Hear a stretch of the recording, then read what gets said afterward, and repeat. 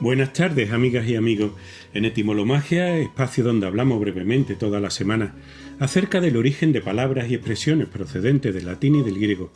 Trataremos hoy 3 términos de nuestra rica lengua castellana, que son 3 neologismos que tienen en común todos ellos el provenir de la raíz del verbo griego lalein, que significa hablar, decir y también charlar o parlotear.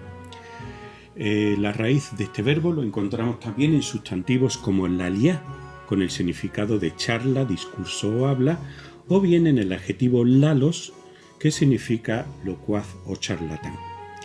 Del mismo modo, la raíz del verbo lalein lo encontramos en un nombre propio femenino que nos ha llegado hasta el español, que es Eulalia.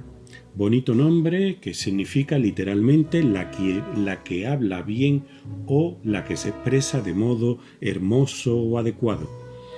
La primera palabra que vamos a comentar es dislalia. Muchos de vosotros sabéis que la dislalia es un trastorno del lenguaje caracterizado por la dificultad para articular fonemas o sonidos, manifestándose como sustitución, omisión o distorsión de las palabras. Es un problema común en la infancia que a menudo se soluciona de forma natural con la maduración del niño. Sin embargo, se considera que si persistiese más allá de los 5 años, debiera ser evaluada por un logopeda para su tratamiento mediante ejercicio específico. Pues bien, esta palabra provendría del latín científico dislalia y del griego dislalia, palabra formada del prefijo dis, que se traduciría por difícilmente, desgraciadamente, mal o sencillamente no, y el sustantivo lalía que hemos mencionado anteriormente, que se traduce por habla, la capacidad de hablar. Comparable o relacionado con esta palabra tenemos nosotros el término alalia, en griego alalia, con esa alfa privativa que ya sabéis que niega lo posterior. De manera que la alalia sería la no capacidad de hablar, lo que se conoce tradicionalmente como situación de mudez. La dislalia afecta a la producción del lenguaje oral, pero sin duda el trastorno más conocido y frecuente es el que afecta al lenguaje escrito, que es la dislexia, que se describe como una dificultad en el procesamiento y la comprensión de las palabras que se ponen por escrito.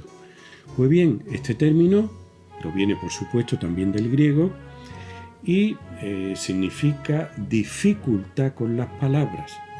Está formada por ese dis que niega, digamos, lo que viene después o lo que presenta dificultad, y el sustantivo ge lexis lexios, que en griego se refiere al habla, a la dicción, pero también al estilo, a los vocablos o a las expresiones.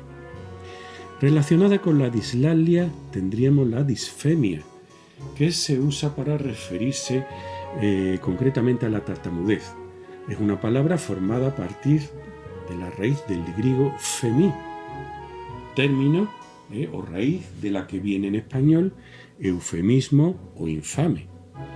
En segundo lugar, comentaremos el término coprolalia o coprofasia. La coprolalia es la emisión involuntaria de palabras o frases obscenas socialmente inapropiadas o despectivas. A menudo se asocia la coprolalia con el síndrome de Tourette, aunque solo ocurre verdaderamente en una minoría de pacientes de esta enfermedad. Se trata de un tipo de tic verbal que no refleja los pensamientos o creencias de la persona, sino que surge de un impulso compulsivo e incontrolable causado por una disfunción neurológica. En la coprolalia, la persona emite referencias de manera continua o recurrente a las áreas genitales, a los excrementos o a los actos sexuales. Proviene directamente esta palabra del término griego ge kopros kopru, con el significado literal de excremento. Y en tercer lugar tenemos una curiosa palabra, la paisolalia, y que se refiere a un juego lingüístico o a la expresión resultante de este. Ese juego lingüístico fue introducido o identificado por Ambrosio Rabanales en Chile y consiste en sustituir una palabra por otra que suene parecida, a menudo incorporando elementos como fruta, verdura o nombre de lugares. ¿De dónde proviene esta palabra? Pues directamente de la terminación lalia, que significa, como sabéis, expresión o palabra, y del verbo paizo, que significa jugar en griego, paizo, y que está referido directamente, se refiere directamente al sustantivo pais, paidos, que como sabéis se aplicaba a los niños y a las niñas y de donde vendría en español, por ejemplo, pedagogía.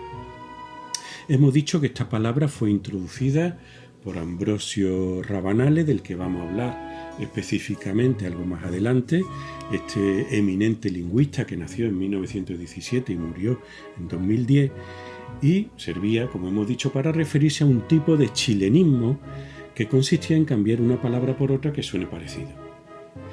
El caso es que ejemplos de paisolalia pues incluyen, por ejemplo, chuleta o chupalla, un eufemismo para no decir chucha, por ejemplo, o se encuentra también pues cuando se dice nos Belmont, en mayúscula, con un apellido para decir nos vemos, o no pasa naipe, en vez de decir no pasa nada.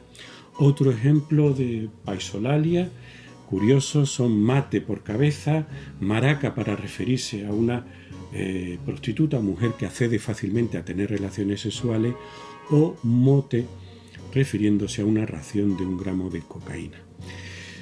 Deteniéndonos en este eminente lingüista Ambrosio Rabanales Ortiz, ¿no?, el creador de la paisolalia, pues diremos que nació en Santiago de Chile en 1917, muriendo en la misma ciudad en 2010, y fue un escritor, lingüista y gramático eminente.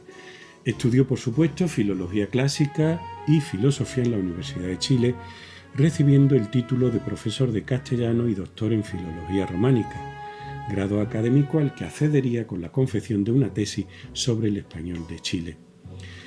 Realizó innumerables cursos de posgrado como profesor visitante en las universidades de Europa y América, siendo miembro de la Real Academia Española y de varias instituciones lingüísticas y científicas de orden nacional o internacional. Creo que valía la pena detenerse en esta figura eminente del ámbito hispanoamericano y al que le debemos pues infinidad de libros y tratados. Diremos que fue defensor del esperanto y uno de los precursores en la inserción de esta lengua en su propio país, ¿no?, investigando trastornos del lenguaje, especialmente las afasias y lo relacionado con la neurolingüística. Pues bien, y ya para terminar, pues a mí me gustaría referirme a otro término relacionado con los anteriores, y que es la palabra bradilalia. La bradilalia proviene del griego bradus, que significa lento, o sea, el adjetivo lento es bradis, bradeia, bradí, y lalia, que como sabemos significa habla, y se refiere a una lentitud anormal del habla, debido a trastornos nerviosos o lesiones cerebrales, y que se caracteriza por una emisión pausada de las palabras y una pérdida del ritmo del lenguaje. Lo contrario sería la taquilalia, trastorno de la fluidez del habla caracterizado por una velocidad excesivamente rápida al hablar, lo que lleva a la omisión o fusión de sílabas y en consecuencia a una pronunciación que se hace confusa e ininteligible. Se produce con frecuencia en situaciones de estrés, ansiedad o euforia, y aunque puede ser un síntoma de otro trastorno, también la verdad es que se considera hoy día que puede ser un rasgo de personalidad. Relacionado con esto, pues con ese bradi y con ese taqui, ¿no?, que son raíces que provienen del griego, pues tenemos en español también la bradicardia y la taquicardia, de los que hemos tratado en otro programa, ¿no? La bradicardia es, digamos, que el ritmo lento de las pulsaciones del corazón, anormalmente lento, mientras que la taquicardia sería lo contrario. Bueno, y hasta aquí hemos llegado, amigas y amigos. Os deseo una feliz semana. El próximo domingo volveremos a las andadas etimológicas.